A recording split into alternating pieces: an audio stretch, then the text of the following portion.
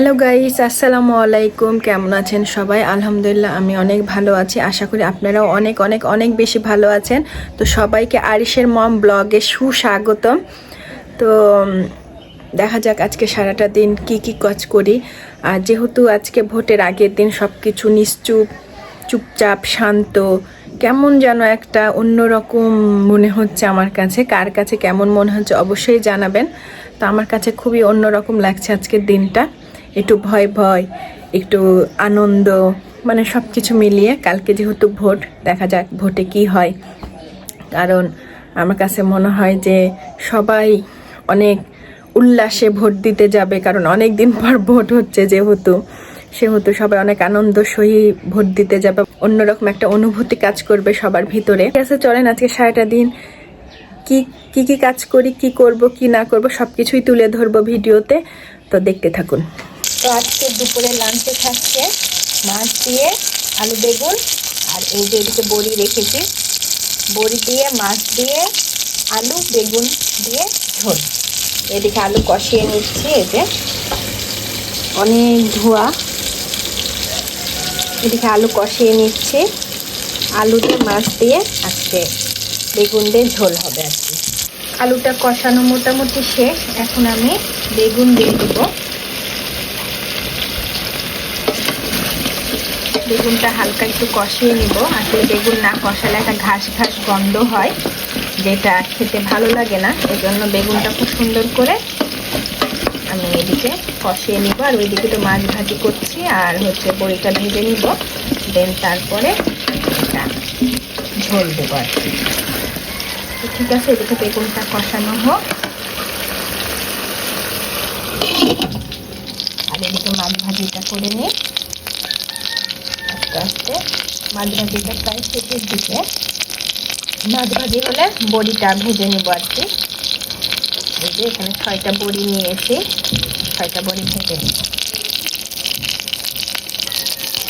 মাছ ভাজিটা দেখে অনেক ইয়ামি ইয়ামি মনে হচ্ছে।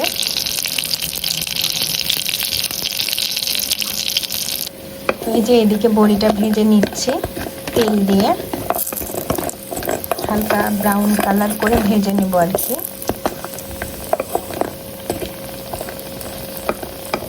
চতুর্দিক নাড়াচাড়া করে ভেজে নেব, সুন্দর ভাজাটা হবে। নাড়াচাড়া করে সুন্দর করে ভেজে নেব। এগুলা আমার হাতের তৈরি বড়ি, আমি অনেক মজা। আমি এর আগে 2বার রান্না করে খেয়েছি বড়ি বানানোর পরে।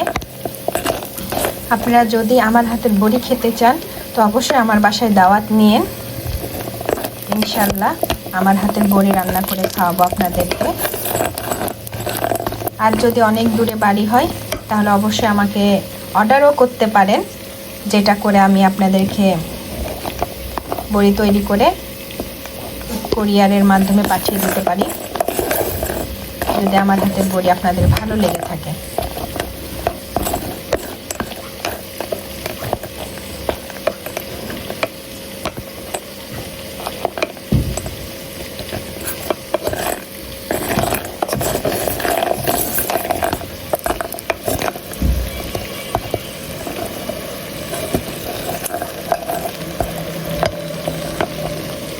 তরকারির বলক উঠে গেছে, এখন আমি বড়িগুলো দিয়ে দেব ফার্স্টে। বড়ি দেওয়ার কিছুক্ষণ পরে আমি মাছগুলা দিয়ে দেব।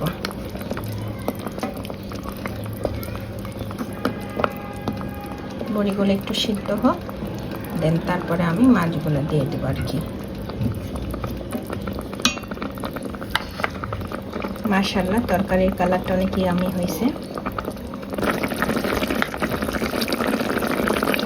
বড়িগুলো দেখেন ফুলে ফুলে ডাবল হয়ে গেছে।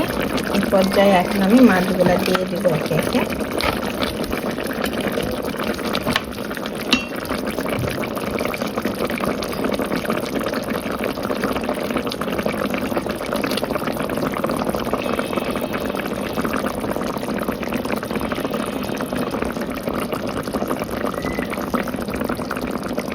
মাছগুলো দিয়ে দিলাম। এই যে মাছগুলো দিয়ে দিলাম। মাশাআল্লাহ অনেক সুন্দর হয়েছে তরকারি।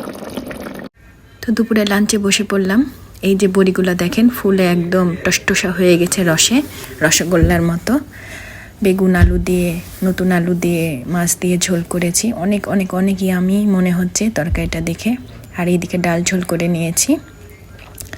তো আজকে দেখা যাক কেমন হয় টেস্ট তরকারির। আশা করি অনেক মজা হবে। বিসমিল্লাহ। অনেক মজা, অনেক অনেক অনেক মজা। আর বড়িগুলো তো একদম হাত দিলেই গলে যাচ্ছে একা একাই। অনেক টেস্টি হয়েছে। আলহামদুলিল্লাহ আলহামদুলিল্লাহ আলহামদুলিল্লাহ, অনেক মজা। এতটা মজা হবে আমি নিজেও ধারণা করিনি।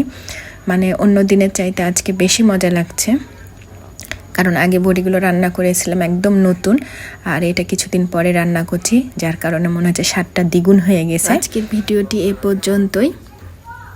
সবাই ভালো থাকবেন, সুস্থ থাকবেন, আমাদের জন্য দোয়া করবেন, আরিশ পাখির জন্য বেশি বেশি করে দোয়া করবেন। আসসালামু আলাইকুম, আল্লাহ হাফেজ।